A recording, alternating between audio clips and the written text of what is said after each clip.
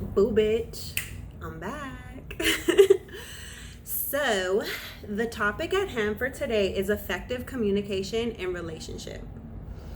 How can we effectively communicate our needs and emotions in relationship? This is a skill that I feel many of us never learned or can drastically improve and is crucial to our ability to develop and maintain healthy relationships. It's really important to understand this in the context of attachment style because it really helps you to separate your self-worth from the other person's behavior. I've attached links to 2 different YouTube channels that I feel explain attachment styles really well, and I recommend that you watch them before you watch this, like pause this, go to the videos, and then come back to this. So you can understand this technique in context, but whatever. If you just watch the whole thing and then watch the videos, that's fine too. But I really recommend that you watch them. I got this technique from Thais Gibson's personal development school, and I posted her original video down below as well because she explained some really good points that I'm not going to get into. I'm more kind of building on her technique and explaining why it's helpful to me. So personally, I have found this technique to be extremely helpful because I have more of an anxious, preoccupied attachment style. And I often find myself in relationship with people who have the more avoidant, dismissive attachment style, even ranging to like psychopath, sociopath, narcissist end of the spectrum. It doesn't have to be that far into like the pathological side of things, but that's like the attachment style that I've typically been in relationship with. And for the longest time, this relationship dynamic was just like reinforcing this deep-rooted belief system of inner lack and low self-esteem that I literally didn't even realize that I felt about myself. And lately I've been trying this, and it's been helping me heal myself on a different level and move out of this attachment and relationship style into a more healthy relationship style with myself and the other. Okay, so resentment is an unmet need plus a lack of communication. So when you have a need, it could be emotional, physical, financial, whatever, that is not being met, and then fail to communicate this to your partner, it results in resentment. Okay, so we want to kind of dissolve resentment. So this is the technique that Thais Gibson recommends. First, you start off with saying, I feel blank. So this is where you list your emotion. Because blank, this happened. In this situation, I need blank. State your need. I want to understand your perspective and why you did that. Then listen to their response with the intent to understand them, not to become defensive, not to fight with them, because you really want to understand why they did it. And then validate their need, because they have needs too, surprise, surprise, and reach a compromise. So I'm going to give you 2 examples, right? 1, I feel sad, emotion, because I invited you to my fashion show and you didn't come. This happened. I really wanted you to be there to support me. That's my need. I want to understand, why didn't you come? Then listen to their response with the intent to understand, and then validate their need and reach a compromise. Example 2. I feel hurt and sad when I open up to you and express my love and you don't respond. When I express my feelings towards you, it feels so good when you tell me how you feel in return. I want to understand why you don't respond. Then listen to their response with the intent to understand, validate their need, and reach a compromise. So, this allows you to truly enjoy your relationships, especially with a man as a feminine woman, or if you're the partner, like if you're in a homosexual relationship and you're the more feminine one, it works in either situation. And this works with any type of relationship, but I'm focusing more on if you're like in the more feminine energy in the relationship.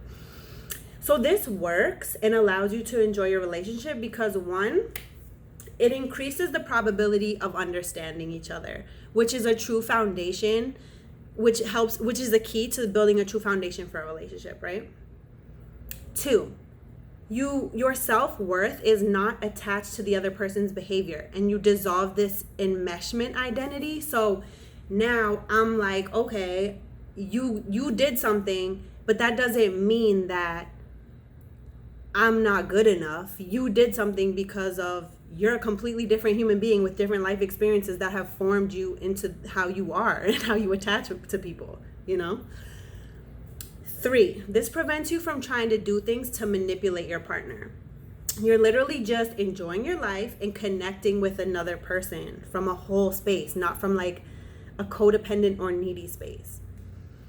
You're not eager or in a rush to reach a specific outcome with this person because it doesn't feel like your life is dependent on it, because your self-worth isn't attached to it anymore. So it doesn't matter. And it allows you to give this person space so that you can both grow together and apart. Healthy relationship, right? If you give the other person space to figure out what they want while you're enjoying the life that you're creating for yourself, everybody benefits. And you also need to like trust that whatever the other person does, they're doing what's best for them. And your focus should be on that too. Like, what's best for you? You focus on that. Stop being like a needy bitch, you know? And like, there's just so much beauty and growth and presence in this space of authenticity and vulnerability. Like, it really allows you to connect with the other person you're in relationship with in such an honest way. Like, for me, the best part of this is that I'm getting in touch with my feelings, articulating them, and then sharing them or releasing them to this other person that I'm in relationship with. And like in the past, I've truly struggled with this due to like deeply rooted feelings of lack and low self-esteem, which lead to fear of abandonment, which would just like govern my behaviors, because I would just, deep down be so scared of like this person leaving or abandoning me, which just would like prove that I was unworthy, that it just kept me in toxic relationship patterns. And it's a lot of times it's subconscious. Like, I didn't know that I felt like that, but I had to like do a lot of work to get to this point, So now that I'm honoring my emotions and learning how to express them in a healthy format, I honestly just feel like so much better and like free and lighter. And it's just literally another art form where you're just like improving the skill set and learning how to express yourself and like share your true selves with other people. So I'm going to give you an example of like, I literally used this today, and it literally improved not only like the relationship, but just myself, like whatever, I was talking to somebody I used to date, and I told him, I was like, like when we were dealing with each other, it hurt my feelings that you would have like other girls around, and like I was looking for something more committed. And he literally was like, you should have just told me that you were uncomfortable, and like I would have stopped. And literally, I cannot tell you how much that clarified things in my head. Like, even if he's lying, right? Even if he's just saying that, like sometimes dudes say that, they're like, yeah, baby, Even if it's a lie, it doesn't matter. And like, even if he continues that lifestyle, it literally doesn't matter, because by me expressing this to him, 1, it like cleared this elephant in the room. 2, I didn't feel like he was doing that because I wasn't good enough. He was doing it because he was testing me, and like I wasn't saying shit. So he was just like doing it still. Like, I was just training him to think I was okay with it because I wasn't saying anything. And like, so often as women, I feel like we're like afraid to like express our emotions to a man, because probably in the past, like we might have been too explosive or like not known how to like format it in like a way that's like a little bit more controlled and like mature. But the more you practice this, the easier it gets, and like you literally feel so much better. So anyways, all the information's down below. I'm gonna list like the steps of the technique as well, but literally it's just, I feel this emotion because this happened, and in this situation I need this, and then I want to understand your perspective and why you did that.